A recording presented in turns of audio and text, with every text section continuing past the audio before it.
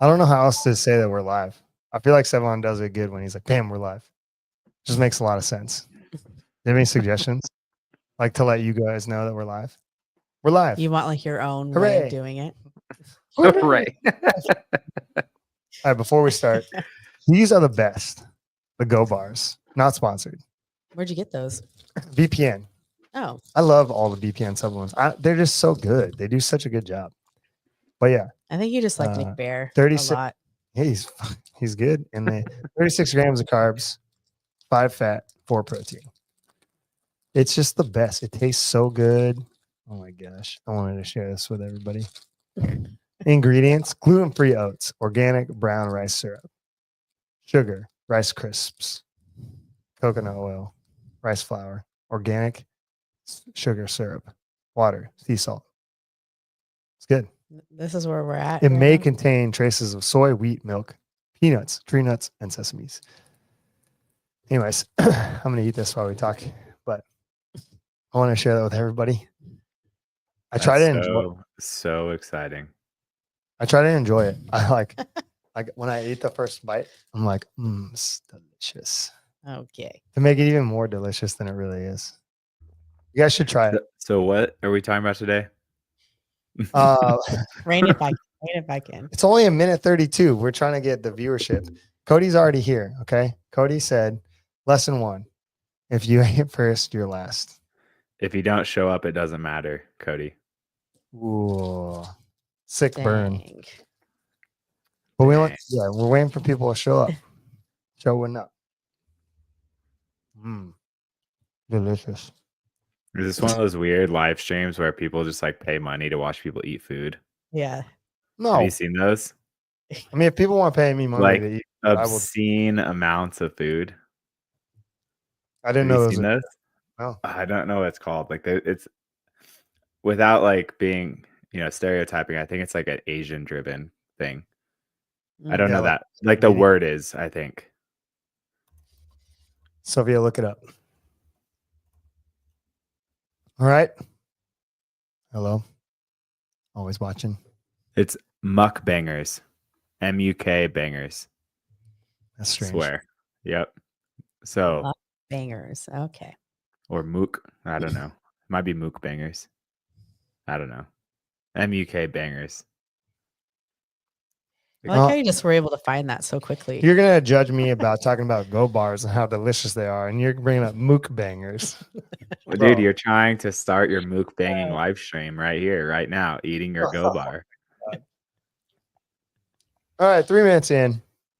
Yeah, Sophia pulled it up too. She dropped it in the private chat. Mukbang. Mukbang. Let's go. Sick.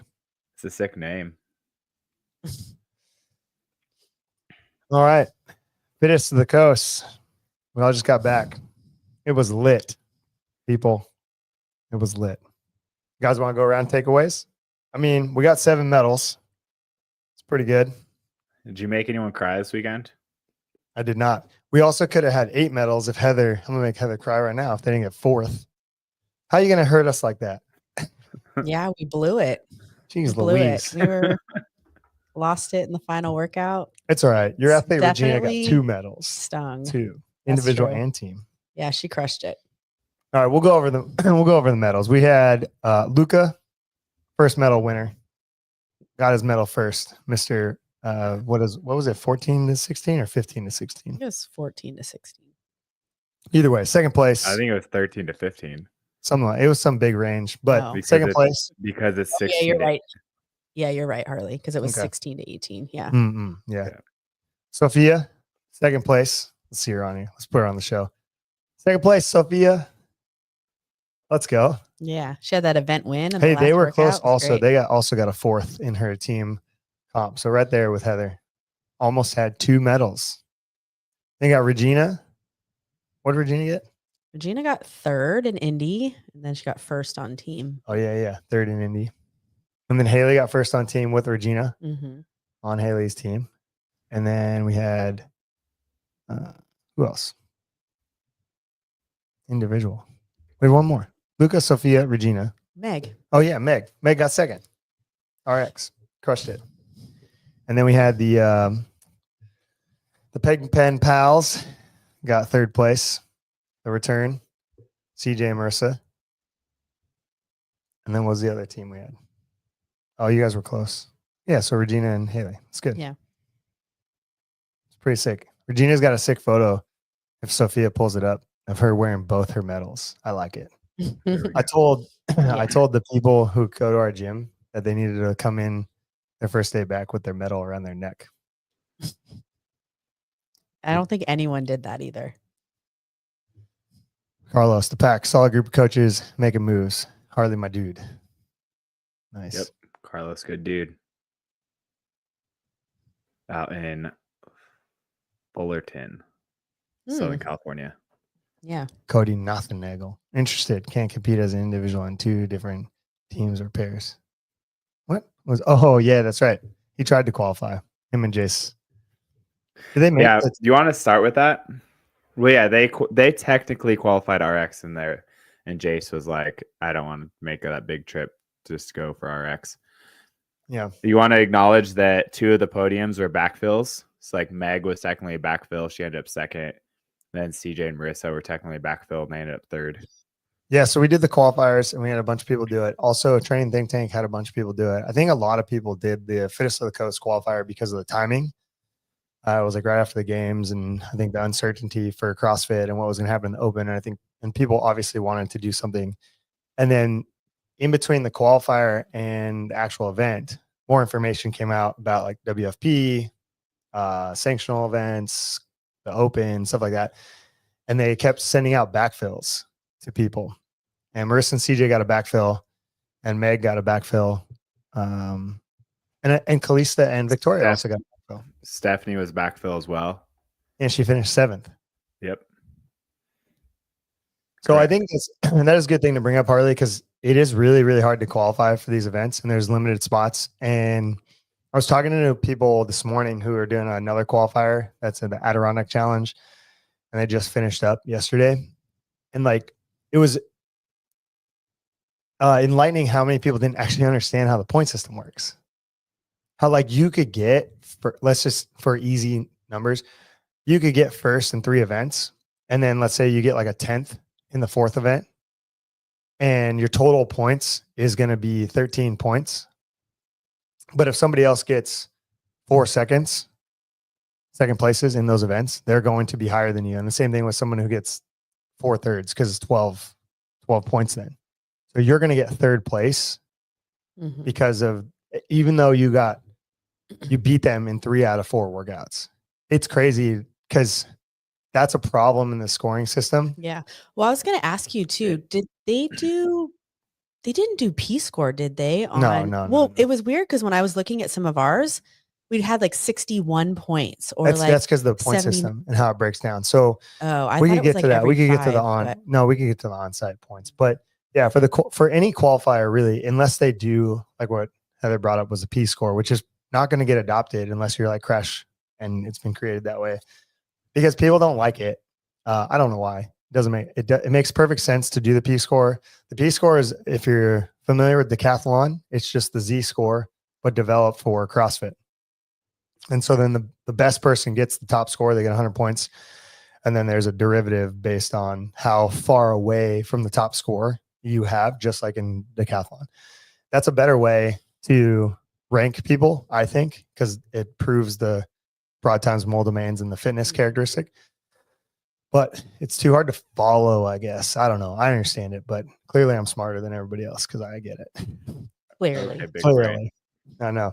But anyways, so it's really interesting though, like that people don't understand how the point system works, which if you get wrapped up in your value of qualifying for an event or not qualifying for an event, or you get to an event and you get smashed on because you didn't look at, like, you could have had one of those weird situations where like you were, let's say 6th all the way across the board, but you got 2nd in the qualifier, and then you come to the event, but there are people hitting home runs because then it's on a 100-point system, because the point system flips for the qualifier versus in person. And so it changes the dynamic of scoring and how you win or lose. And like, you really have to understand that point system if you're trying to race and compete for a placing, and also temper your like expectations and how you feel about things. And when you get punched in the face. Like you may not actually be getting punched in the face, like on the leaderboard. Yeah. Is that what you're getting at, Harley? Yeah, to a degree. I was just going to talk about essentially that, and the fact that just because your placement in qualifier is X, right, or you get backfilled, that doesn't necessarily mean that you're going to have a bad experience, and you may, still want to go out there and see what the actual tests in person are.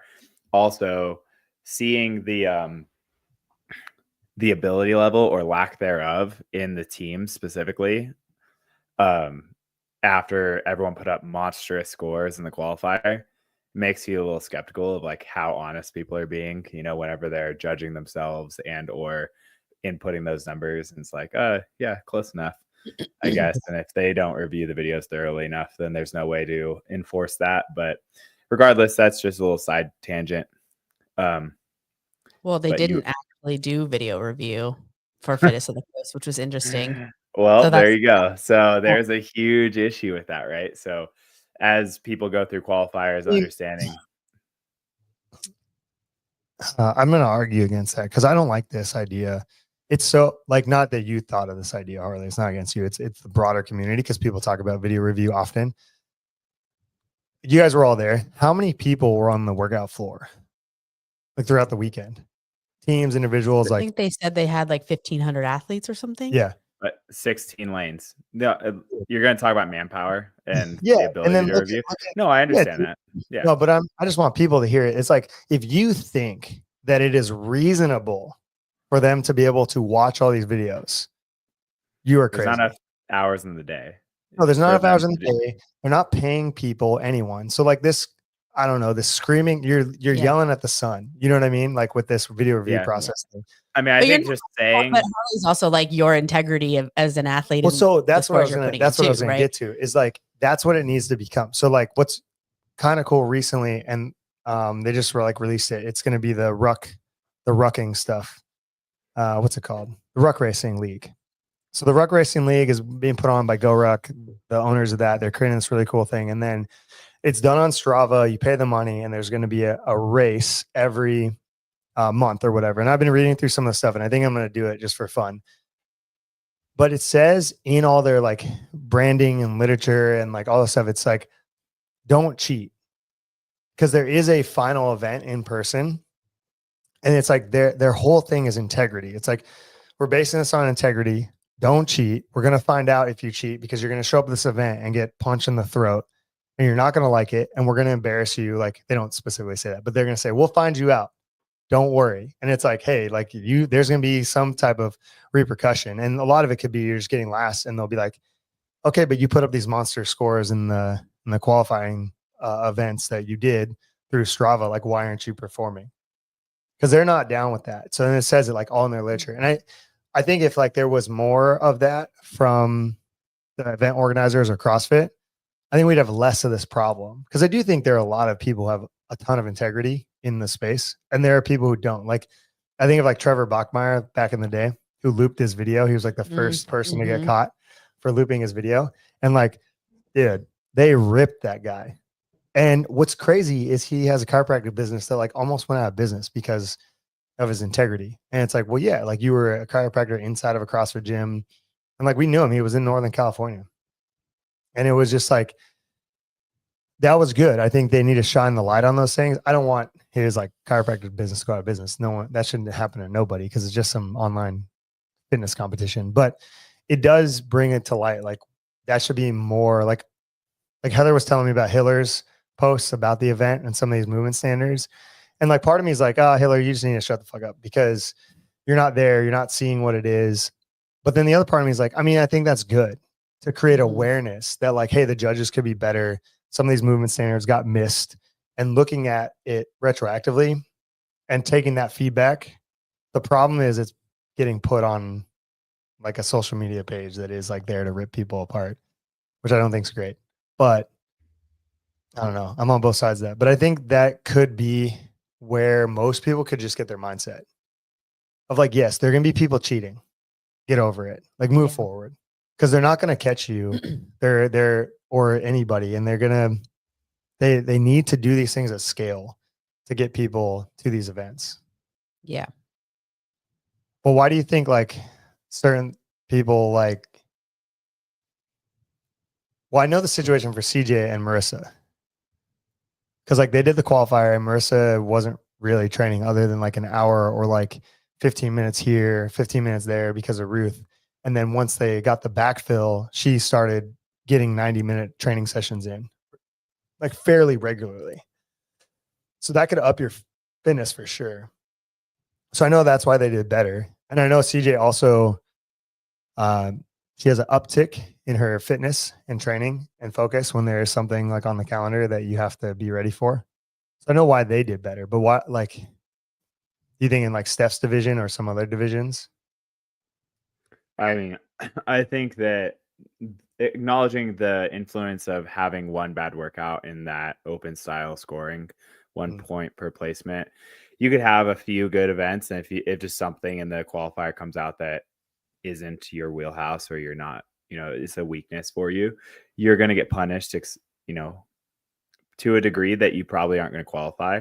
So like, that's unfortunate, but we are testing for the fittest. We're trying to ideally be as fit as possible so that nothing comes out that punishes us to that degree. But we're all human. We all have our own,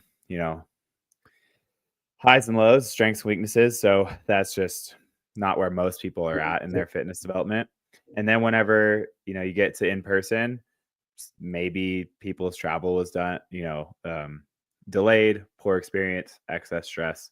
Maybe people are anxious and have like stage fright almost, right? Like, or they get one no rep and they have an internal meltdown. Like I've seen plenty of people do that in person. An external meltdown. And external, right? Yeah. Completely just like shut down. Internal and external. Yeah. But I think like to that point, I think some people thrive in that. Yeah, that's true. Sure. That's what I was going to say is that then some people rise to the occasion and the opposite is true. I think test selection is a real thing. And as long as it's a balanced test, then it should shine, allow the fittest people to shine theoretically. I think that on paper at a glance, I heard someone say like, oh, the qualifier was all like 15 to 20-minute time domains and the in-person is all short. And it's like, okay, yeah, they have 1,500 athletes to run through and a schedule to keep, which is hard. Like you can't have a 20-minute long event. So they're like, well, you have all these like endurance-y gymnastics people getting through the qualifier and then they're not able to drop the hammer and go hard. And it's like, okay, but I don't think that's the accurate assessment. That was just something someone said. Regardless, I think that workout selection does influence it. I think anxiety, nerves, people's ability to rise or fall to the occasion is a real consideration.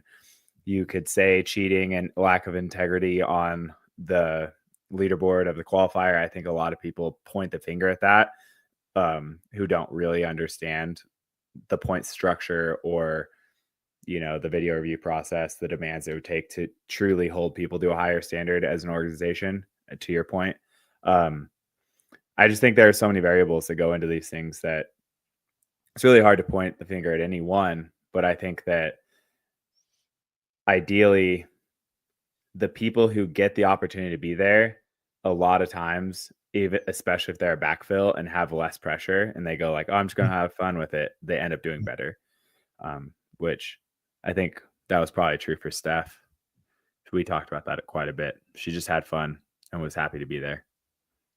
Yeah, I mean, the crazy thing is she got her flight delayed, or not delayed, canceled. And then you convinced her to drive the 10 hours. It wasn't a hard sell. I just asked. She made it sound like you were a really active part in getting her to drive, which she was grateful for because like she had a great time and finished 7th. And I think it was cool to see her and see like the hard work that she's put in with you to display that, even with getting a backfill. Cause like I could see that like in your, okay, my flight is canceled. I'm a backfill, like the whole thing unfolding and just be like, why am I even going? And that would be like the easy route to choose. And instead she's like, well, all right, F it. I'm going to drive these hours and then come out. And I know she had an amazing time. Yeah. It was like a 10-hour drive. Yeah. And then came out and crushed it. Yeah. Yeah, that's sick. What do you think was a contributor to her success, like in the division? I think that division was really underrepresented as well. Like, not to discredit her work and her execution at all. I think that her performance was really good, but there was a huge disparity of Kayla people who wasn't in the division, you know. Was that 40 to 44, Harley? yeah, it was your guys's. It's because Kayla Um, declined their invite. yeah. I mean, but that's an honest I'm assessment, just right? Like, there was a huge disparity between last place in that division and first, right? Like, there was only like 12 people or 15 people like in the division as a whole, right? Well, they had 16 lanes, so I assume they just accept 16. So there were 16 people supposed to be in that division. I think 13 showed up. So because she got a backfill, she claimed she was pretty far down the leaderboard. It wasn't that far, but she was 10 spots out or whatever it was. So there was a 10 spot backfill process that she allowed her to get in. Mhm. And then I'd assume the lady who was in the lane immediately next to her got a backfill as well, because she was failing snatches at 105 and could barely do double unders, under fatigue. Things like that were sort of falling short for her. So I assumed that those outer lanes were just backfill people. And seeing the people who struggled the most in that division compared to the people who won the division was like the top 3 were women who have been at the games the last 2 years. And then the bottom 3 were people who couldn't snatch 105 or do double unders. Like, there's a huge disparity there. So I think she is truly a middle of the pack athlete in that division, right? Like, she is able to do all of the things to differing degrees and, successes, but she doesn't necessarily have the rate of travel to hang with the games athletes in that division or the volume tolerance, right? And so for her, she got the plays when she got, because that is a true assessment looking at how wide of a range of athletes were there.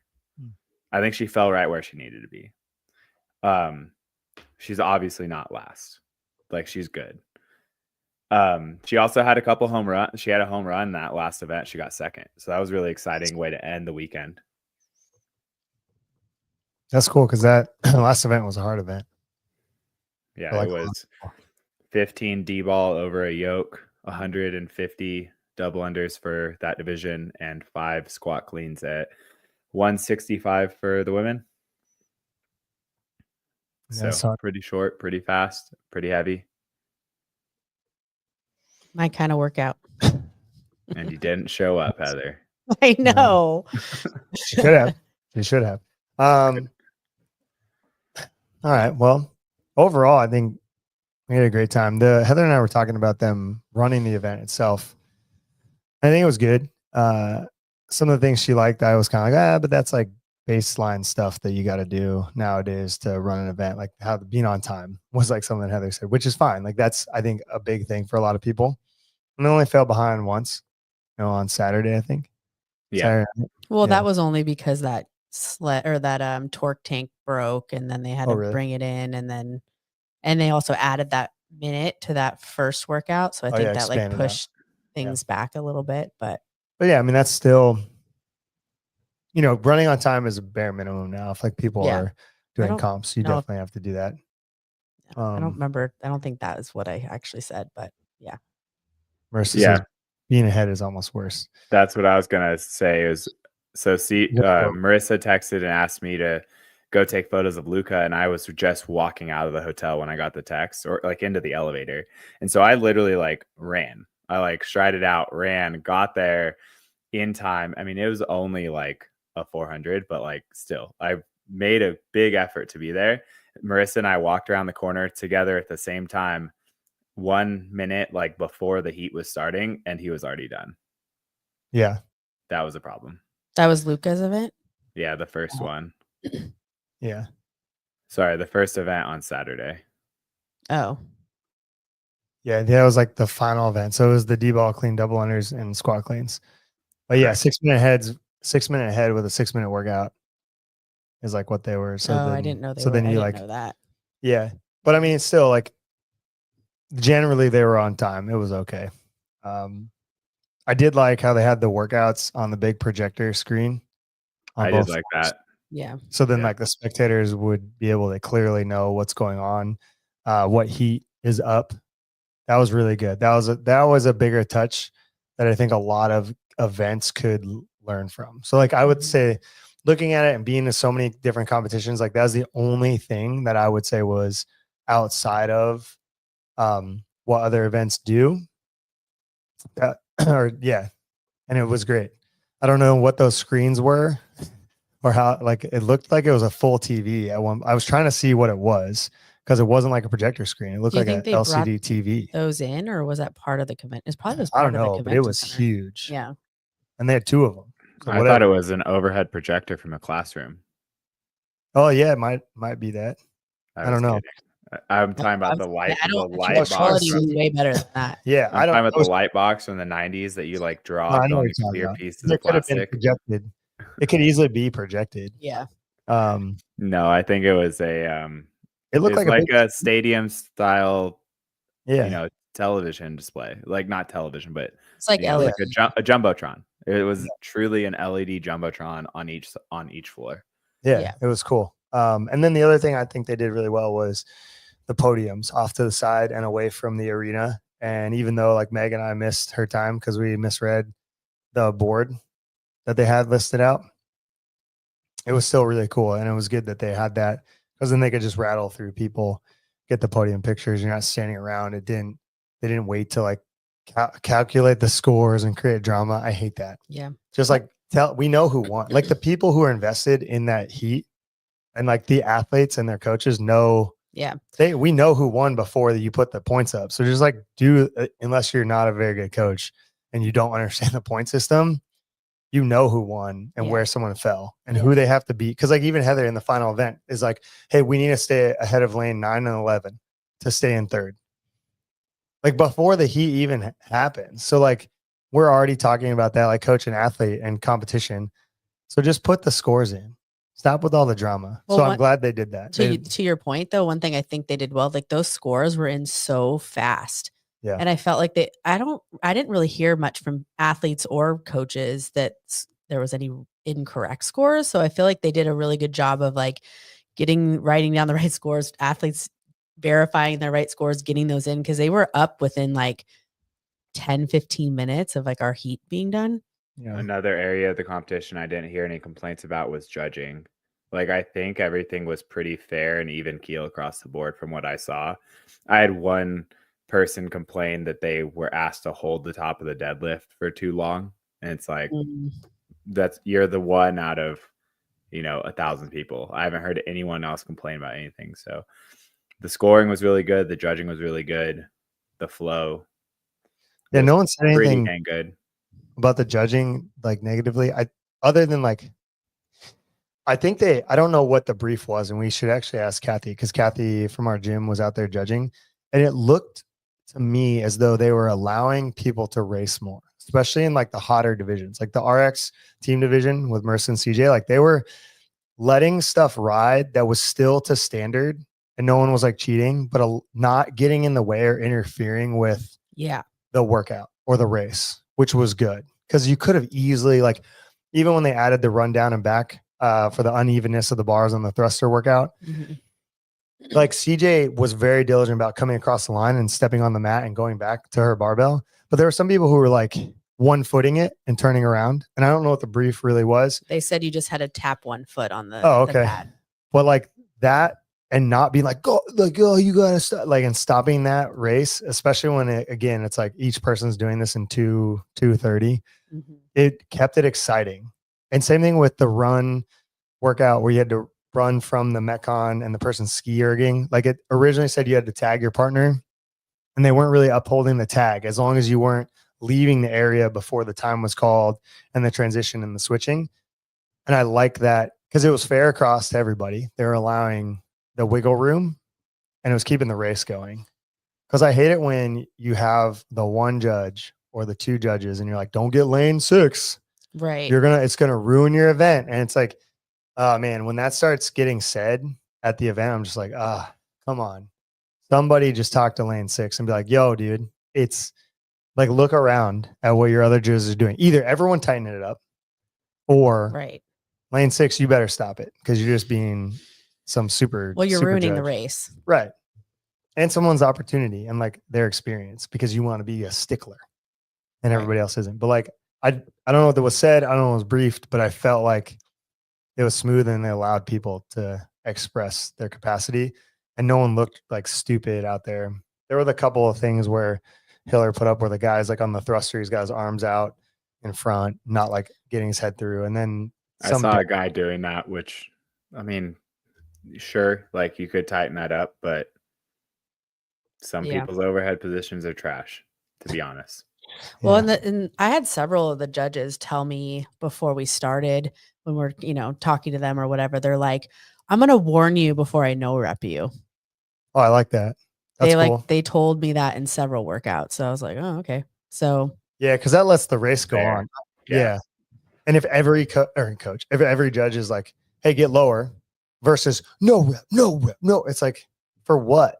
Because that is one of the bigger complaints. Well, then I think the athlete to that point knows what they're getting no rep for too, you know? Hey, you do that again, put your head through, you're going to get a no rep. Because even like CJ, she had her head through and I was like, oh, I know why they're like, because the angle they're at, she like was looking up and tilting her chin up, which pulls her like ears behind the bar. And not that she wasn't getting her head through, but because her chin was tilted and her ears were back, I could see how they'd be like, get your head through. Because they did come by and the head judge did come by and tell her like, get her head through, even though it was through. It was just because she was lifting her chin. But that's like human error, like someone looking at something weird. But Marissa did say that's true. There weren't any bad lanes that I heard about. And no one was scared to go out there. So I think those, I mean, if you guys have anything else, I think for me, those are the standout things that they did differently than other comps. But yeah, I think that it's good. I think I had the conversation with someone on site, or it's not on site, at the event. And then I heard, TTT put their little clip of their podcast out on their Instagram. And I felt very similar that these off-season events are just going to keep thriving. There's clearly a large group of people who love this stuff and enjoy doing it, and that's not going anywhere. Yeah, Steph put up, and it was funny because she like panned on her Instagram story and was like, CrossFit's not dead. And what's hilarious is like maybe 2 hours before that, I was in the back with Haley, and I was like, dude, I want to film this right now, like back here, and just be like, see, CrossFit's still thriving. And it was funny that she put that up a couple hours later, and Haley was laughing about it too, because I was telling her, and it is like one of those things where you're either on the internet or you're listening to somebody or like listening to us and you're in your little echo chamber, or you're like a member in a gym who thinks they know. And like, until you actually go out and experience it and like go to this event and look around and see how many people are there, how many people are enjoying it, what the event looks like, the whole process from start to finish, just on the end of the athlete, coach, spectator, you like just really have no idea. And there are too many people, I feel, on the internet right now saying, oh, High Rocks is going to overtake CrossFit and blah, blah. It's like, maybe because they're a mass participatory event that you're running into each other and they're just trying to go every 15 minutes and send you through like cattle. Not saying it's a bad event to do. You should still do it. It's super fun and it's like well run and great, and you're going to have a fun racing experience. But the same thing happens with marathons. And there's no barrier to entry, really. And that's okay. Like, but to say that that's going to overtake what I saw this weekend, or like anybody in CrossFit saying that, like some of these CrossFit Instagrams, I feel like it's just a narrative that someone's trying to push because it creates a little bit of drama, a little bit of friction. It gets eyes on them. There's a couple accounts I can think of off the top of my head that I don't want to say out loud that I'm just like kind of annoyed by, where it's like, man, just like be positive about what's actually happening and be like more in it to solve the solution to like this problem. Because I don't think people want the sport of exercise and fitness to go away clearly by this weekend. And the continuation of that thought and that idea and saying XYZ, it's not good, because you're almost creating a lie to a degree after watching what happened this weekend. And like Harley and I both talked to Brian Friend this weekend, And like, he feels very similarly that there are people out there speaking their mind who have a loud microphone and they're wrong. Like, and I watched that firsthand. They're dead ass wrong about what they're saying. And they're just saying it because they got eyes on them. And I don't know what the motive of them wanting it to die or whatever is, because I don't see how you win from that, because you have a podcast or an Instagram that is fueled by people buying your products or listening to your thing through CrossFit. Like, it doesn't make any sense to me. It would make more sense to say CrossFit is alive and well. Everyone go do it. Let's go. Like, versus what is actually happening. And to see that in person and all of those people and how excited everyone is and passionate about it, and the judges, the event organizers, the competitors, the coaches, us, like, I don't know, man. You got to get out there then, I guess, and like be in it. Then Renata dropped a good comment. Hey, Soph. Pull that up. Want to read it, Harley? Yeah, I think events like this weekend open up the eyes of our members to want to be a part of something bigger and have a reason to be fitter, work towards something more than just their next PR.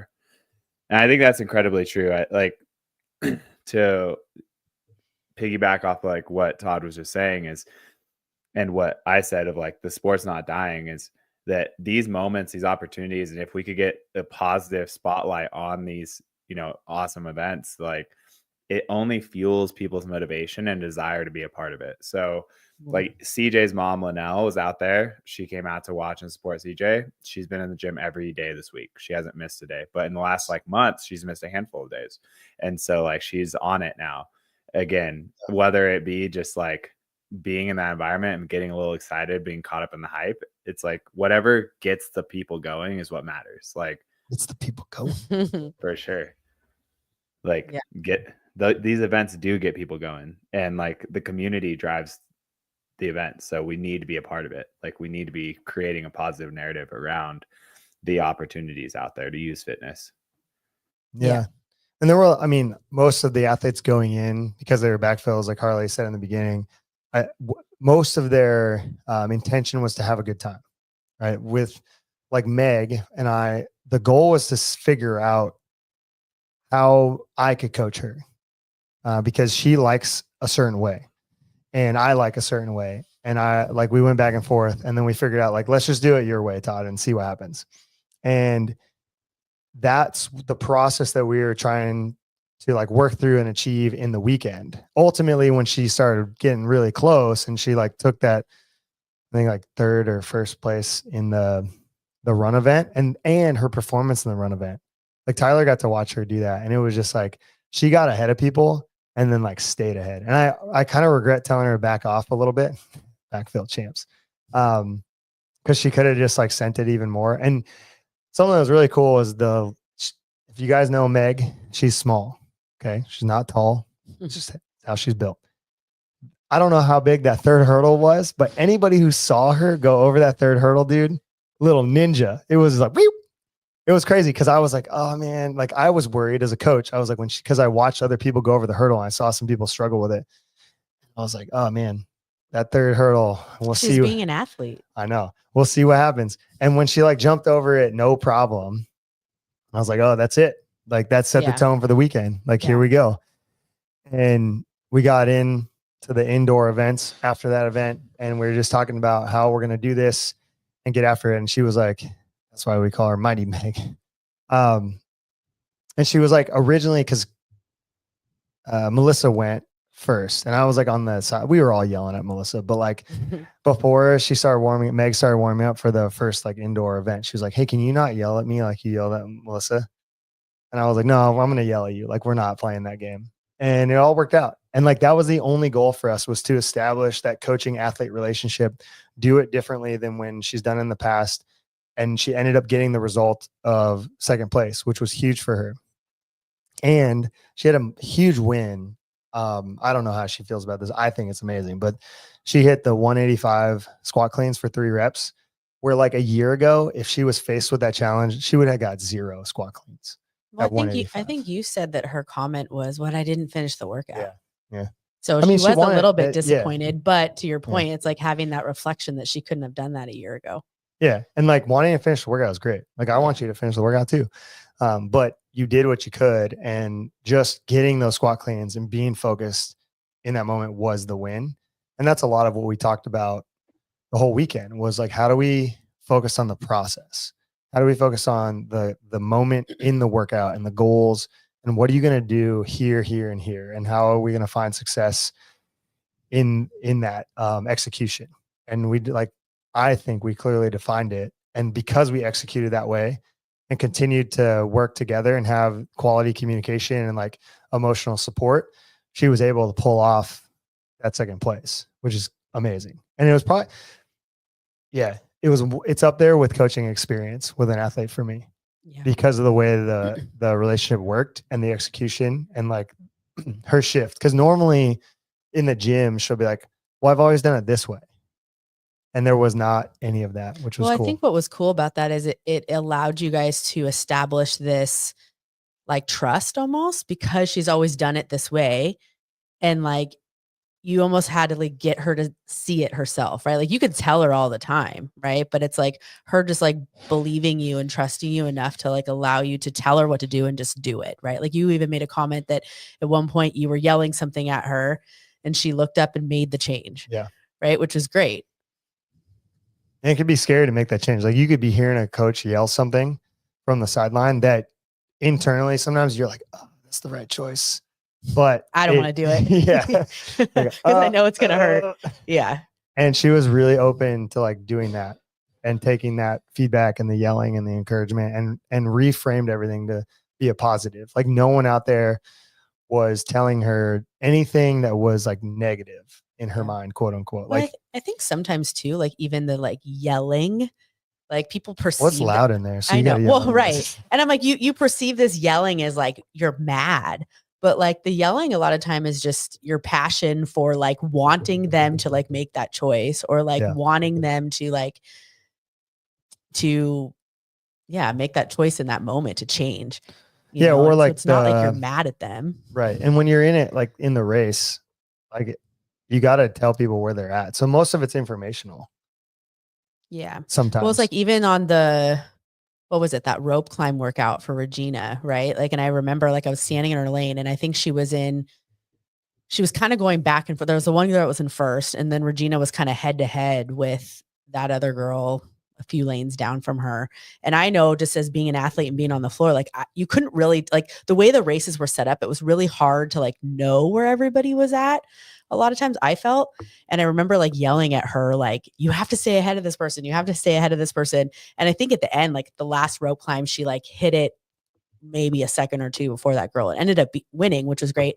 But then I heard from her later, she was like, oh, I had no idea where I was at. I was like, what? Like I was like screaming at her, so I think like getting them to like, I guess, acknowledge you and hear you more as a coach, to be able to tell them what's going on as well. What can also make all the difference. Yeah. Like, cause if she acknowledged you, looked up and understood what was going on, cause it could have went the other way. Right. She could have lost to that person. Well, she could have. It was milliseconds. Yeah. And so like if she knew that in the moment, it could have not been milliseconds. It could have been that she went faster and executed better and got the win more easily, versus like, oh my God, thank God you got up there quick, versus like it was more intentional execution and finishing that workout ahead of somebody else. Yeah. Well, and it was in that workout specifically, she was like a step ahead of her, but it was like getting her to get on that rope a little bit faster, because then it was like she'd wait and then all of a sudden the girl catch up to her and they're going to like go at the same time. And I'm like, oh, like she just had to like get on that rope faster. So it was good. Anybody else have any good athlete moments? Go, Tyler. I mean, Tyler has some good ones. You were in the moment. I mean, Melissa handstand walking was, I think the entire arena. Well, so you gotta tell that story for our viewers. So start to finish. Yeah. So Melissa's never handstand walked before, and then as they're releasing these workouts, she's sending them to me, and it was like bar muscle up, running, and then handstand walking, and she was like, "I just can't win. I can't do any of these things." And so you actually got her, Todd, to write down a goal for each one of her workouts, which I think was so helpful for her, just to have one thing to focus in on instead of like everything at once. And she had that one goal of just like one 5-foot segment. And so like we're practicing for like months upon months, and she's just like, she's getting like 3 feet, never confident in it. And then finally we get out there and she's, you know, she does the skier, she does the tank push. Did she do any in the back? Like when you guys were warming up? Did she do any in the back when you guys were warming up? She would do like, she did like 3 feet because like and she finally did one, but she did it like into the wall. And I was like, if that wall hadn't been there, like that's it right there. And so she got out there and, you know, she's trying. And then finally she gets that second hand over the line. And like in the moment she ran over and she was giving hugs. And I was like, what are you doing? The clock's still running. But I'm so glad she did that, because she got to like bring people into that experience with her. Dude, she ran a victory lap like in the middle of the workout. It was so good. Oh, you got it. Yeah. There it is. Yeah, she did it. And then she ran back out and did the and then she did it. She did another one. She got two reps on that. The thing was, I was trying to take photos, and then I don't even know why I felt like it was going to happen. And so I was like, oh, I'm just going to put it on video real fast. And then she was going. So that's why it's like kind of blown out in the beginning. Yeah. So that's pretty close. There but we like go. blown out, and I'm like trying to adjust it. And I was like, oh shit, she made it. Judges hyped. Everyone was hyped. Yeah. I mean, the entire arena just going for it. The sound is good too. If you play it with the sound. I don't think there's. Is there sound on that one? Unless they didn't put the sound on it when they upload it, because it's from Melissa's.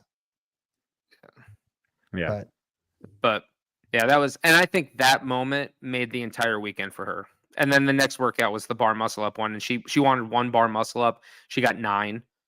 She got 4th in that event. 9. And she got 4th. She got 4th. Yeah. Because 2 of the women couldn't do bar muscle ups. So huge disparity. Right? And that was the thing. Like, she was a backfill. And I remember when she got the invite, she was like, should I even do this? And I'm like, yes, you should do that for sure. When I actually want to say something about that too, because I think there's so many athletes that do these qualifiers and they're like, I'm just going to do the safe thing and I'm going to do scaled, or I'm going to do, when they're really like an RX athlete and there might be like 1 or 2 things that like they can't do. And like, you shouldn't be signing up for these competitions being like, I could do everything. I can crush it all. I can do whatever. It's like, I think that a lot of people are just like too scared to like put themselves out there and put themselves in a division that they probably should be in. And knowing or that, not necessarily should be, but I get what you're saying. They're like borderline, right? Right. Is what you're talking about. But borderline, yeah. Like they could be intermediate, but they're not quite, and they could be RX, but they're not quite. So like, and so to your point, they're just like, I'm just going to do intermediate because that's the safe thing to do. Right. Yeah. And because it's like, they look at these competitions or they don't even do the qualifiers because they're like, well, I can't do handstand walking. And you're like, well, you don't even know if they're going to put it out there. Like they may not even do that. And even if they do, like the Melissa Ellis, the point of that is like, she showed you that magic can happen. And typically will happen like in the open. That's why they post the videos of it. It'll happen on the competition floor, and the open and competition floor are synonymous, I believe, because of the environment and the heightened level of adrenaline and like support and everything else. But it is a huge thing where, and we talk about this in the gym all the time for general members, of like, you need to train for like something, and when I say something, it could be, I want to learn how to handstand walk. And that could be the thing that you're training for. It doesn't have to be some competition. But if you start getting pretty good and you're doing all the things like Heather's saying, and you're in between that intermediate RX, it's like, just use it. Even if you do like, let's say 20 competitions and you're not qualifying for any of them, like, okay, that 21st qualifier you do might be the one that you qualify for. Yeah. And like, keep trying and progressing and evaluating. Well, it also gives you data though, too, where it's like, okay, are you 2 spots under the cut line or are you 30 spots under the cut line? Right. Because if you see yourself 2 spots into the cut line, then you're like, okay, well, I could qualify for this. It could be a matter of just like to what we were talking about earlier about like the backfills, right? Like the backfills doesn't necessarily mean that you're not fit enough to be in those spots. Like obviously you are fit enough. Yeah, that's good. Highlight that again. Right? Say it's that like, again. Yeah, it's like it does just because you get cut or you're not right, like not making it, but you get a backfill doesn't mean that your fitness is really any that different. I mean, there is a disparity to Harley's point sometimes, but a lot of times it's just like micro choices that you make in the middle of qualifiers, workouts, how you're feeling that day, how you're fueled, did you sleep well, et cetera, to why you qualified or didn't qualify or did, you know what I mean? So or like the point system wise and how it gets ranked in a qualifier. Like if Cody and I go out and do a workout and he's 10 reps ahead, that's a big chasm for 100 million people to fit in. You know, especially if we're in the bubble. Like if the requisite, when the dust settles and we look at it and we look at beyond the whiteboard and we pull the data from the game site, if the 90 percentile is 350 reps and I get 339, I'm now going to be like 85th percentile because there's so many people in that 90th percentile that just slam in those spots or whatever the percent is. And that gives you this misconception that you're not fit. But if Cody and I did the workout next to each other and he gets 350 and I get 339, you wouldn't be able to tell the difference. It doesn't look very different. No, our efforts. And I only know that because of the experience of helping people with qualifiers and being in the space, in the competitive space for a long time. But most people, like, it doesn't sink in. I don't know why.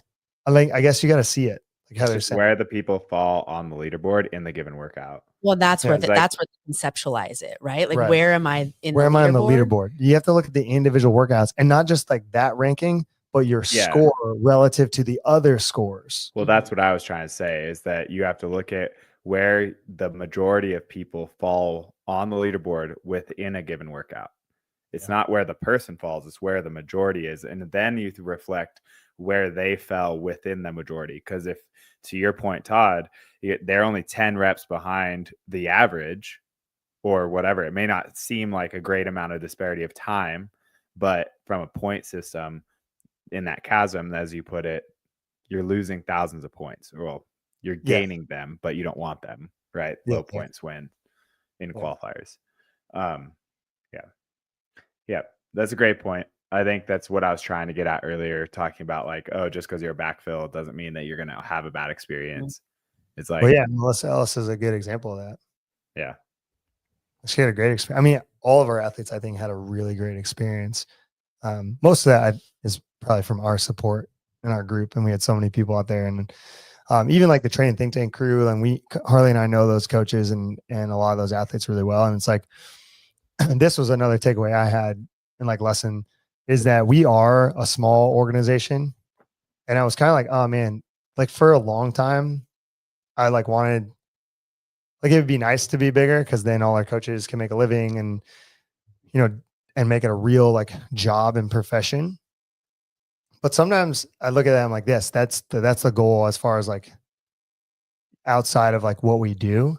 And so we can continue to do what we do. But being a small company allows us to be very intimate with our individual athletes and like our athletes in general. And I think that's part of like the magic that we have, is that we are small. And even if we grow, I'm going to figure out ways to continue to keep it small like that. And I think a lot of it's the efforts that we put out. Like Harley and I are out there taking photos and the videos and stuff and trying to put up the media. Marissa's like in charge of the media now, and some of our other coaches have other roles, but staying small like that, even because like training think tank looks pretty big, but I would argue they're very small as well, you know, versus like a HWPO where they just brought, and I don't want to hate on them because, you know, they're delivering fitness, but they just like hired a bunch of people right out the gate.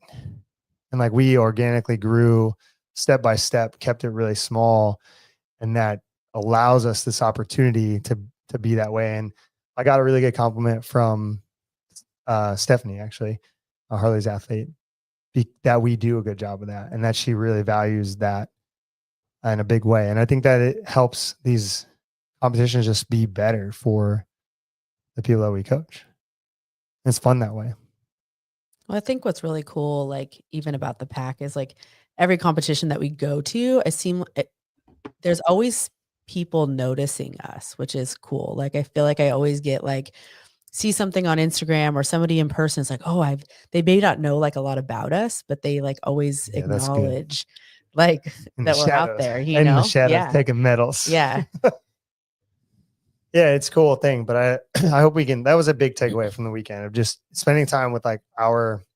It's funny though, because like Harley originally had Original Training Co., which I think is a much better name, like branding wise, if we are going to go down like a marketing route and everything else as like Original Training. And I went back and forth when I asked Harley to come coach for us, and like Mercer and I talked about it.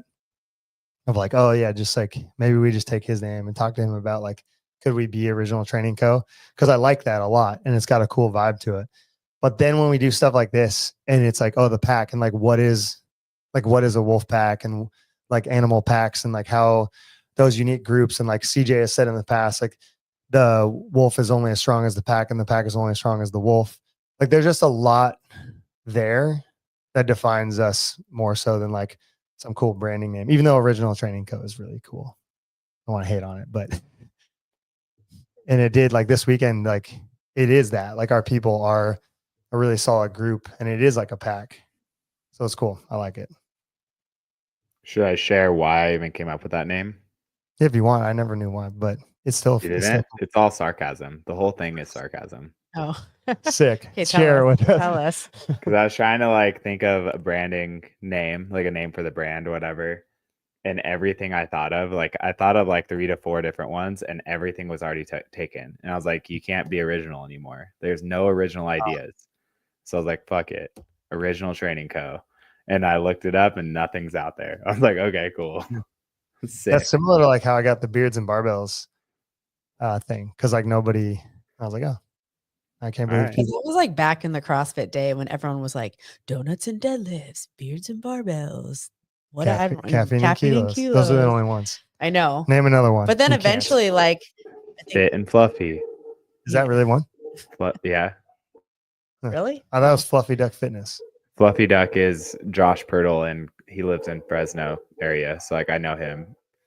But yeah, there's another one that like stole his thing and like is a spinoff, and it's like Fit and Fluffy or something.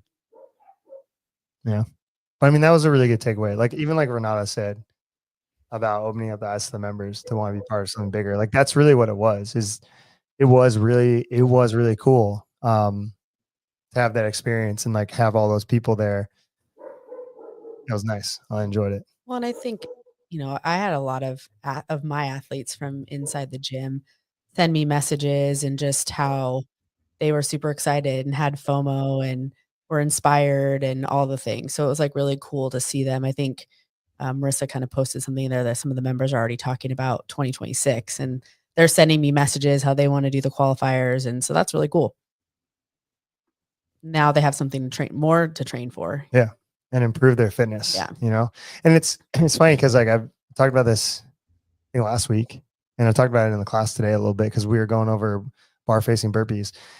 And like I was like, I know that I'm showing you how to do this. And yes, a byproduct of doing these more efficiently, doing them faster, jumping the reps, jumping over is going to make your score better. So that makes you more competitive. And maybe that's where the wires cross some people is like, well, I don't need to do that because I'm not going to be competitive. It's like, no, you need to do that because it makes you more fit. Like it increases the rate of travel, increases the demand on the system. It increases you jumping and the bounding mechanics and pressing harder off the floor, and it increases aerobic demand. Like, yes, a byproduct is if you learn how to do these and you become very proficient at them and you can do more of them and faster, you're going to get a better score and be more competitive. And for some people, that's a good driver. It doesn't have to be the only driver. You could work yourself into being a competitive athlete, realistically. Like Steph DePrima, one of our members, is a good example of this. She is so dang fit and like works herself into being highly competitive without even like having an aspiration to be competitive. Mm-hmm. And doesn't even like competition because she says it like the whole thing, like signing up for the Open, got to applaud her because she signed up early this year, where she normally like waits because it gives her anxiety. And I'm like, well, why does it give you anxiety? We're just doing fitness. And then we had the conversation and she signed up early. So, but she's working herself into being very competitive without even caring about competition because she's focusing on like getting fitter. and doing things more efficiently and more effectively. So it's cool to know that like you could just like ignore competitive fitness and work on movement speed, mechanics, power output, all of those things to get more fit, which then you could turn into and parlay into like qualifying for something. I think it's like also changing their mindset of like, because I think a lot of people come in, they're just like, I'm just coming in to move my body, but they don't have like even like they say, I don't care about getting fitter, but I'm like, but you do care about getting fitter because that's why you come in. Like, that's why you're coming, right? To a degree, yeah. Right. And other things, but yes. Yeah. But they use it under this this competitive umbrella. Well, yeah, they use it as a defense mechanism, right? When it's not. Like they're it's just like, a tool to say, I don't need to go this hard because I'm not trying to be competitive. Right. It's like, well, you're trying to get fitter. You don't need to use that in a competitive setting. Yeah. That's weird. Harley, you got anything to say about that? No, I think that it's true. I mean, I think that people think that fitness is only, or asking more of yourself and holding yourself to a really high standard and pursuing, what Ben Bergeron used to say is excellence, is for the people who want to be competitive or fit or whatever, pursue this higher level achievement. But I think that we all should be pursuing the highest level of our own form. And whether it be through knowledge, emotional experience, relationship building, and or our physical state, our physical capacity, we should be trying to strive for our best selves. And you made a post about it with CJ, Todd, saying the pursuit of perfection is still going to give you great results, even if you don't reach perfection. Like, obviously, we're never going to be perfect. And obviously, very few people are going to truly be the tip of the spear of performance to the highest potential. But if you strive for something that is big and scary and dedicate years of time and energy and attention to it, you're still going to end up in a far better place than you started. Yeah. Oh, yeah. Like even today, I was doing handstand walks and I was joking. Marissa's been coaching me in the handstand walks because I want to try and compete and I'm like up in my fitness. And handstand walks is limitation. And I was joking today because I was like, oh, I'm Ariel Lowen because I'm like looking back at the wall and I'm like trying to walk and you can't see anything, which is a crazy thing to do. And I was like videoing and I'm like stacked now. My hips and my knees are in line with my shoulders and like my neck doesn't hurt when I do handstand walks and I'm like getting in much better positions. And I've been doing this for a long time. And I used to just force handstand walks. And it's probably why I suck at them because I would just force it instead of like taking the time to retool and like have fun with it, which again, ultimately, like the better I get at it, the more competitive I'm going to be. But it's like a balancing act of like, okay, I want to do this thing. I want to be perfect. I want to take the process to do that. I want to spend the time to do it because it's going to bleed into like the new athlete and the new skills that I can acquire. And doing this for so long already, it's really crazy in general. And I know Harley, you feel this way too. Is like there's times where you like learn something new and you've been doing it forever and you felt like, oh man, I don't know if I can get any better at this. And then all of a sudden you unlock something new because you change your mindset or took the time. I believe you. No, I'm perfect. Oh, I believe you. You'll be able to handstand walk 10 feet soon. Thanks, Cody. No, dude, yeah, I'm never going to get better than I am because I'm already perfect. Yeah, perfect. All right. That's not true. But yeah, I think that's where people are at with certain things. They're just like, it's like Marissa said, like you're already in there for 60 minutes training. Why not make the most of it? And that's true for any duration of time that you're spending on your physical fitness. And it doesn't have to be competitive. It's like, yeah, take the time to learn how to burpee over the bar better because you're going to make it easier for yourself. That's the other thing. Like you're coming in here doing a hard ass workout. You might as well do everything in your power to make it feel easier when it's just beating the shit out of you and you're getting that quality adaptation from intensity, right? Well, and arguably like people come in, do their hour of fitness and it's hard to get into the gym. And it's hard to like be there, right? And it's like, but then you get there and it's like you just go through the motions and it's like, well, yeah, and that's gonna be harder every time you come in. Right. And you're not it's getting like better. Come in, like you already did the hard work you're coming just like in. A cyclical loop of like, and then you don't take advantage really of the hour that you had to kind of Marissa's point. Yeah. And what's cool is like you watch everybody at Fittest to the Coast, like yes, there are pockets at that competition of people who are super elite. Like there were games, team athletes there. There there were some games masters there. There were a lot of semifinal team and individual athletes there across all divisions. And so like, yeah, there is heavy competition there. Like Sophia was battling with the girl back and forth who's been to the games, that girl Haley got a invite, right? Invite to what? To Fittest to the Coast. She didn't even like do the qualifier? No, she did. Yeah. Oh, okay. I thought she got invited. No. Right. Either way, games athlete, battling back and forth. So it was highly competitive, and that just brings out. But when you're in the back, you see all these people. Like, it was cool that there were a lot of backfills because it gave people a lot of opportunity that might not have gotten that opportunity to compete, which, like, again, like even people watching over the course of the weekend in our gym and I'm sure other places, to want to strive for that, to have that experience, to be out there in community, to push themselves, and it's like, I got to watch, like Melissa was out there by herself, right? Doing the handstand walks. Did she affect you guys when you saw that? Like as a human? Yeah. And there were a ton of people. I guarantee you she gave that judge a better experience. Everybody on the sideline got a better experience. We all have a story about it. It's enriched our life. All because she signed up for some silly ass qualifier, got a fucking barely made it or whatever, felt like she didn't need to be there, worked with Tyler on all the shit that she's bad at for a couple months, dreading this event, and goes out there and like enriches my life. Mm-hmm. Think about that. You want to know what enriched my life? What? That video of Luca. Oh, I bring it up. I think that's in conclusion. In conclusion. Well, in conclusion, you got to bring the hype. Well, Lucas, I forget what video is this. What is this? You got to zoom in. You got to zoom in. Got to zoom in. Run it back. Yeah, run it back. Luca wins this workout. Yep. Got to pound the chest. Boom, boom. Wait. Dude, Sophia, figure out how to zoom in there. Like, go like this with your Apple on your mouse pad. Oh, 1 second, she says. Well, zoom in. It's hard to see. He was so gassed. He did that workout. So to give context, it was 4 rounds. You had to go 200-meter run and then 6 snatches, right? Mm-hmm. For him, I think it was 95. 6 snatches, 95, and the 3 rope climbs. His time was 5:58. 4 rounds, 5:58. So he's doing a minute 15, minute 20 around. Yep. So he wins the workout, falls off the rope, and see that little swing of his arms.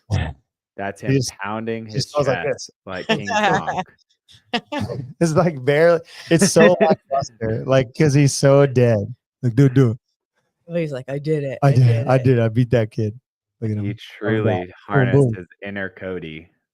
I mean, sub 6 pounded minutes. That chest. Insane. There we go. Props to him. Sophia, what was your time? I don't really remember. She's like, I blacked out. I couldn't remember. Yeah, you're right. Either way, he crushed it. I wish that video was zoomed in more. Yeah, I couldn't figure out how to do that. That's all right. It's pretty funny though. I like how you just kick her out. You're like, that's all right. Get out of here. Sorry. Oh, come on, dude. Cody, come on. Cody's a jerk out here. 12-foot rope, though. I want to see you do it, dude. We'll let you do a 12-foot rope. We'll roll up the garage door. You can do it in the cold. You can also do 95 pounds. Yeah, you won't beat him. You won't beat him. Dude, the amount of like, oh God, the effort. Just thinking about that workout. Some of the workouts in general, the speed that some people were moving at, I was just like, oh my God. Wait, are you telling me you were impressed by intensity? Yeah, I was. I was very impressed by the level of intensity that people brought to every workout. Dude, Cody, you cannot hang. I'm not out of my mind. You cannot hang. Luca would drag you through the mud. Sounds like a Friday workout for Cody. Oh, we'll throw down. Sophia, before we go, bring up Marissa's post. We'll talk about this because there are people out there that Cody and I were talking about this actually on the back end through like DMs because I did send him this research on basically mitochondrial density, nuclei of the cells, and capillaries, and like what happens in adaptation And those of you guys who know, Marissa had a baby a year ago, actually, to the day of Sunday. What? Yeah. And I do know, like, just speaking to it and being in part of that process, helping and coaching her and knowing her for a long time and her level of athleticism, like, and we've talked about this with people, that she went really deep in to building and developing herself and her physical capabilities, that, well, the research shows that she should be able to get that back, based on like the science. Now, is that always going to happen? No.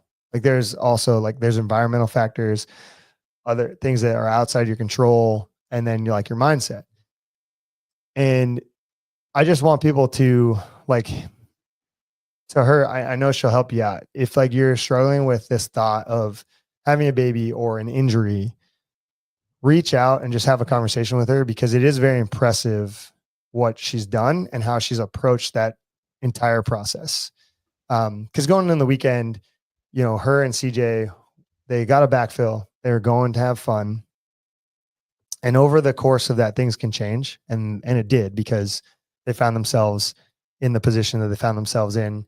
And then it's like, oh, well, now it's go time. Like, now you want to fight for a podium position. And there were people that she beat that, I think we know pretty well. And they've been like very impressed with what she's done to come back, her mindset. And it's not without struggle, though. She makes it look really easy.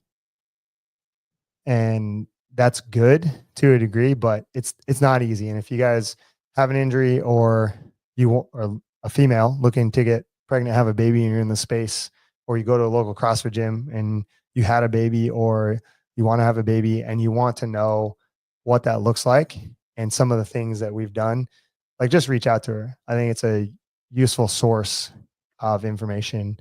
And everybody's process is a little bit different, but there are certain things that are not. Is like, I was having a conversation with an athlete today. It's like, if you're baking a cake, if we all had to bake a cake, generally the way you bake the cake is the same.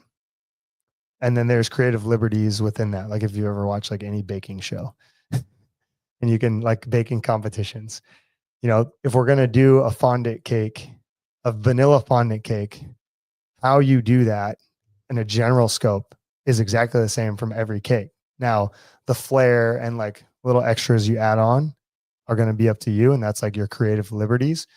But if you don't do certain things, you're not going to have a vanilla fondant cake at the end. And so I try to use that analogy because I think it makes sense to a lot of people who've watched any of those baking shows or like those baking competitions. And when you watch one, it makes sense. So just take a look at that. Huge British Bake Off fan right here. Yeah, me? I love it. Have you seen the Harry Potter one? There's a Harry Potter version. It's pretty neat. I like it. Yeah, there was lots of good posts, lots of good messages coming out of the weekend from the people who were there and participated, whether it be weird cake pivot. Yeah, super weird cake pivot. Kind of lost me there in the back half, but listen, you can't mix your wet ingredients with your dry ingredients. All I was gonna say is that, man, people wrote some nice posts.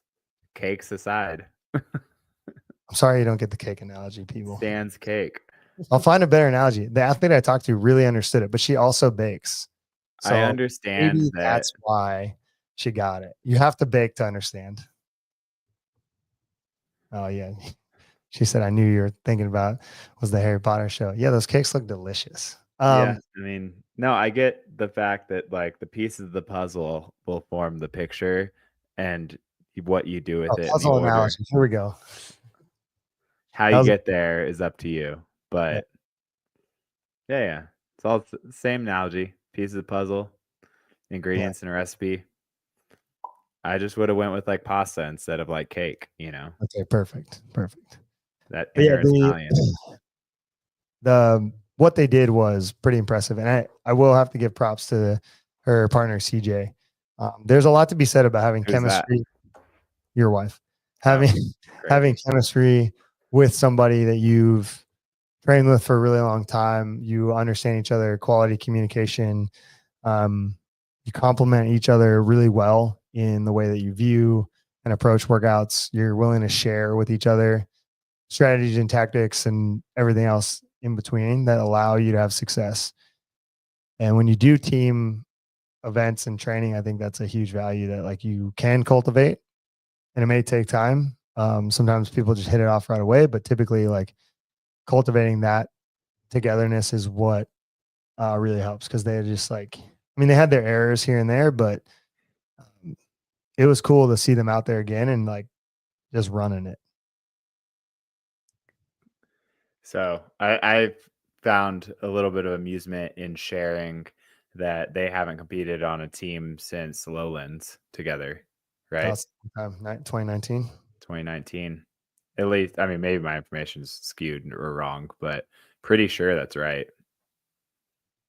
Yeah. I haven't done a team event since. And in other news, there's a 25.1 leak. I know. I just texted Cody to share it. We'll get Marissa on the show to share her experience also. Or just qualifiers. Yeah. I mean, like we qualified for Lowlands as a team the next year, the year that everything got canceled. Oh, no, they did Wadapalooza together. Team of 3. Oh, yeah. You did do Wadapalooza. Yeah, where you blew out your elbow. Yep. Yeah, that was the year. Dude, we should have Marissa on and have her tell her whole athletic story of CrossFit. Yeah.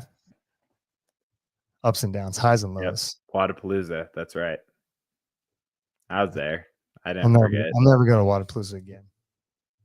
It's not my first choice. She exploded her elbow. Yeah, she did. Correct. There were a lot of tears. The waterworks started flowing when I asked if she was okay from the stands. I was like, you good? And she was like, no. And I was like, uh-oh. Didn't think so. Heather, you got anything to share before we wrap it up about your 2 homies? My 2 homies. What do you mean? All right, that's the end of the show. We'll catch you guys. What 2 homies are you talking about? Did you black out? Heather or CJ and Marissa? They're not our homies. Oh. They're acquaintances. I guess so. Oh, those 2 homies. No, it was just really cool. I mean, it was fun getting to watch them. I mean, just knowing them for so long and training with them for so long. It was cool to just see them back out there together, and just, I think I told Marissa this, but it brought back all those like memories of like all of us is training together. So it was cool to see them. Yeah.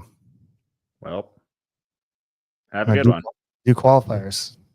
Do competitions. I don't know. What else could we share? I think the best thing would be go on Instagram and read everyone's posts. I cried on a few of them. I think they're pretty good. I think people. Which one made you cry? I can't tell you that. Sorry. Oh. Soft. Not You're sharing so that. Soft, dude. Dude, I'm soft. You're just so soft. I'm the softest. Not the one about your wife burying your child and overcoming. That one made me cry a little bit. Yeah. Yeah. It was more just, I mean, it's crazy. Like, we could go we're already like a minute or an hour and 18, but it's crazy to watch somebody who is an athlete like their entire life, and it's not their identity, but they're so good at it and the way that they approach it that it would just be a waste to not do, but it takes so much like to do.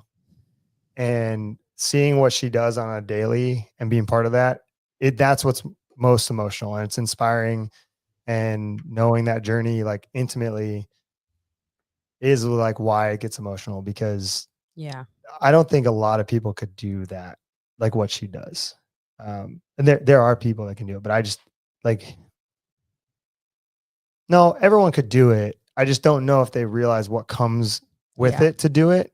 And that's what would stop them from doing it. And that's what's so admirable about what she does repeatedly and how she brings herself back.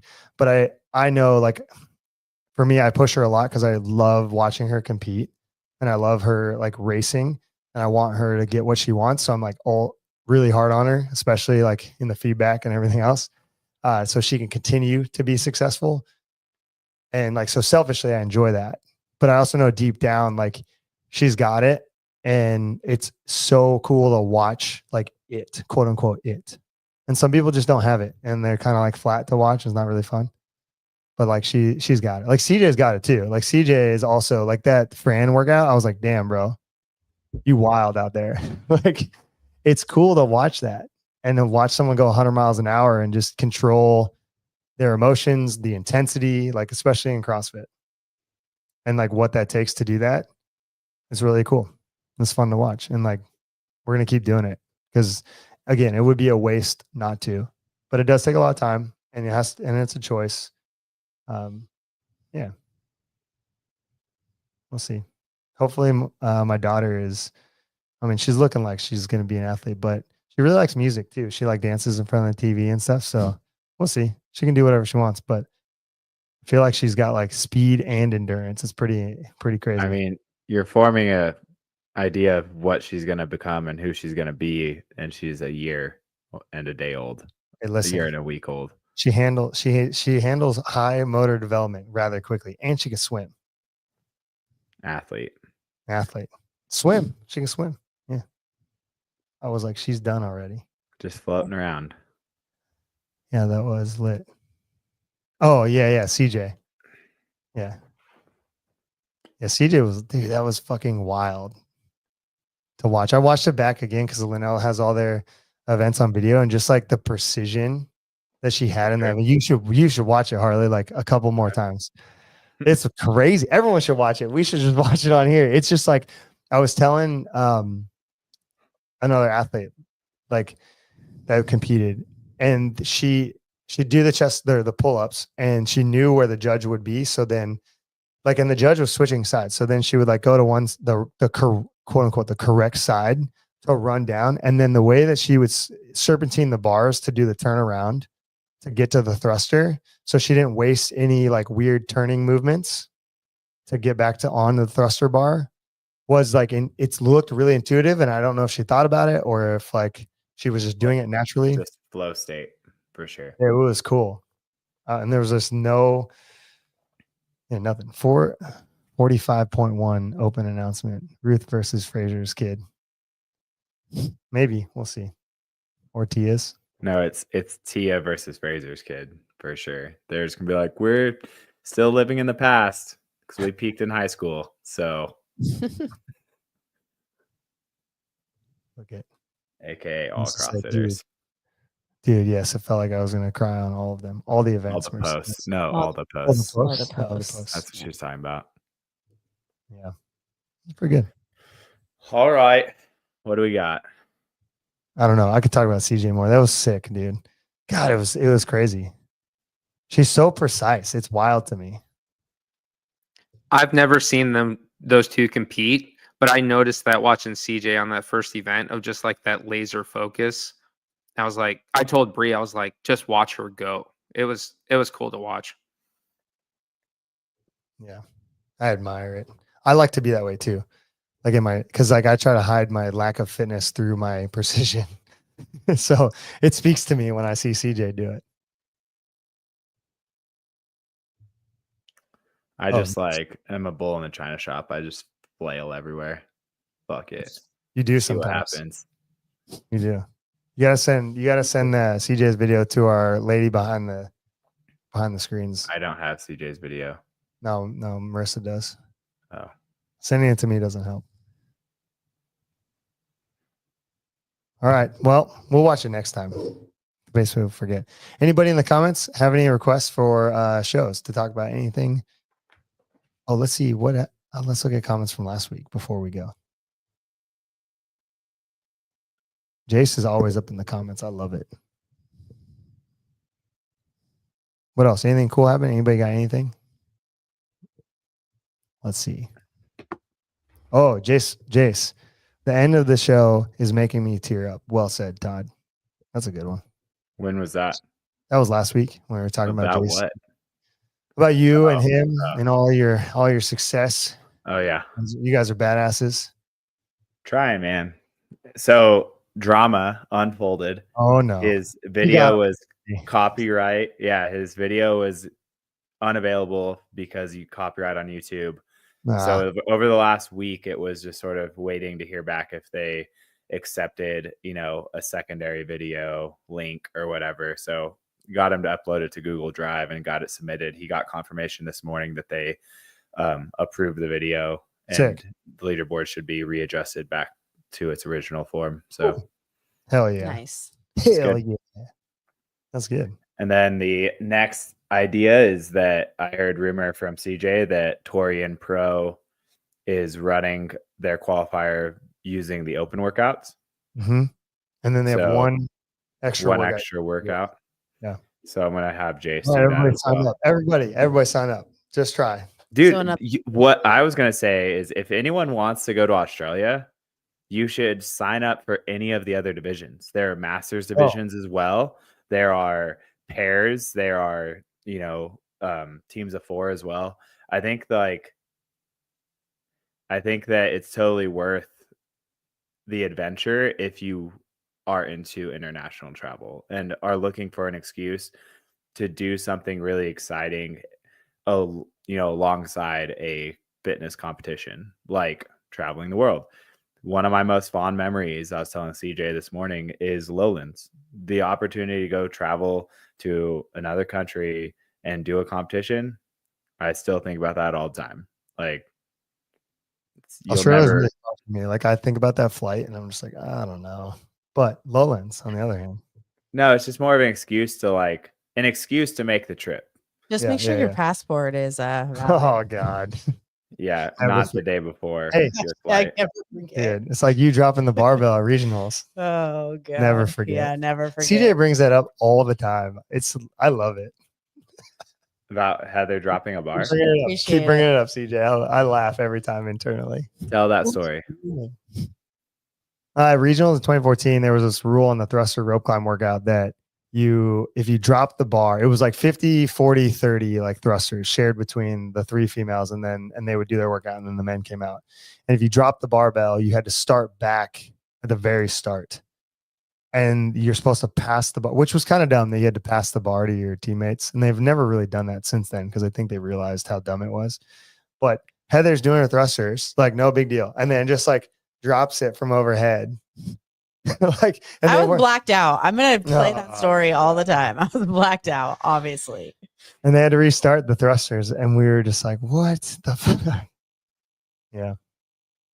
Anyways, that's the story. But it really put a damper on that workout for sure. It did, but we didn't do well anyways, so it really wasn't that big of a deal. Yeah. And then Marissa's was they qualified for Lowlands for the sanctional event as a team. And I'm like, when they're doing all this stuff, I tell her, and she texts everyone out to make sure that everybody's passport. Harping on us. Like, she asked like 3 or 4 times about our passports. She's like, make sure you forget your expiration on your passport on a holiday weekend. So like what happened was she's texting everybody and harping them to make sure that their passports aren't expired and they're all good. And Marissa goes to check in to the flight, because on international flights, you put in your passport number. Not all, but this one you had to. And she goes to put it in and it's not accepting it. And she's like having a hard time. I was like, let me see the passport and I'll like see if I can do it. And I just look at her after I look at the passport. Well, your passport's expired. And it was on was it on like Labor Day weekend or not? Labor Day, Memorial Day weekend. Murph, yeah. It was one of the reasons why I got to skip Murph for like last 5 years. I skip Murph every year because I have something better to do. To be fair, I didn't know what year it was. That's the rational response. I don't know what year it is. Yeah. So anyways, they like scrambled. They tried to find a replacement. It was just like wildly touch and go. And it was just like, she like rebooked the flight a bunch of times and came through. Shout out Sarah Adams, who drove her to San Francisco to get the passport done and get all that figured out. And they finally got the passport and they expressed the printer wasn't working. Oh yeah. The printer wasn't working. When they first got there, the printer was down. So she was talking about flying to LA, because in California, that's the only other office that has a printer in office. Yeah. Oh yeah. She was going to fly down to Southern California to a passport office that had a printer going. She paid for like 3 flights. She's pretty sure it was like the most expensive thing we've ever done, but it was completely worth it because they finally figured it out. She got out to Lowlands, and you guys finished 12th. 12th. Yeah, like middle of the pack. It was like 12th out of 20. Yeah, the computer went down for the first time in 7 years. Yeah, it just was not a good time. And we're just sitting we're already in the Netherlands. We're already in Apeldoorn. So 3/4 of our team, we're just sitting there just like, well, what do we do, guys? Yeah. It all worked out and all 4 of you competed. It was amazing. Yeah, we worked out. We worked out like 6 events. It was good. Yeah, that was wild. Think about the adversity other people face and how some people would just fold. And Marissa's like, nah, dude. I'm gonna fly to Washington State and get my passport. It's crazy. Sophie, you got that pulled up? We want to watch, and then we'll get off. We'll show the people watching this on YouTube. CJ is awesome. Live commentary. Okay, here's the thrusters. Fast forward through this. These are slow. This is Marissa. This is Marissa. She's slow. Wow. Hey, okay. Look at this girl. Look at her. Just double timing. Not getting her head through though. It's through. But they told her. This is great. Look at this speed. It was 15 on. Oh wow. Oh no, she's on the internet. No, it's okay. It's an hour and 30 minutes in. No one's gonna see it. Only our loved ones. Good. Look at that speed. Not changing from the beginning. 999. Look at that run. Look at that one-handed pat down on the bar. Look at her run over. Oh, she had a little stumble. Precision. Yeah. I like how, this is a side note for people working on pull-ups and like butterfly. See how she likes, and women do this a lot, is like they bring their legs apart and then swing them together and use their hips. But she does a really good job of bringing her legs tightly together and really using her hips and her legs. Versus just like her arms. So then see how she serpentines around? Because the judge was in the way. Yeah, because the judge was in the way. That's a solid move, dude. And I don't know if she realized that when she was doing the pull-ups or how that came to be, but solid. She just needed to be on that side of the bar, so she went there. Yeah, intuitively. It's good. Just go where you need to be. Because on the way down, she ran straight. She didn't go around. Yeah, because her judge was on the right side on that moment. And this time she switched it. I think because she had the little stumble on the block to get up there and was like, oh, because she stepped on the edge of it and it tipped. Yeah. See? Adjustments on the fly. Chin over the bar. Clear standard. Boop. Run. Yeah, look at her flip. Look at her flip the grips. Bam. Serpentine. Jacqueline Stewart, I'll go overseas anytime. Hell yeah. 24-hour flight to Australia. Let's go. I'm trying to go, dude. Let's get a pack out in Australia. If we get multiple athletes making it. A good run. Look at her run. Oh, and this time she decided to go straight. It's probably because the judge, she realized where the judge was at. He was on the right, blocking her path. That was the last one. Be like water. Go to the path of least. Who cares about the other people? What do you mean? I'm just saying, she let her barbell get crazy and go into my lane. Wow. I'm just saying that they're like, oh, you got to make sure you keep it in your lane. Did they? Yeah. Oh, well, whatever. They didn't say anything. Hey, if you're not cheating, you ain't trying. I'm not saying it was bad on CJ. I'm just saying, making an observation. Sorry. But look how smooth that was. That was really smooth. Yeah, it was great.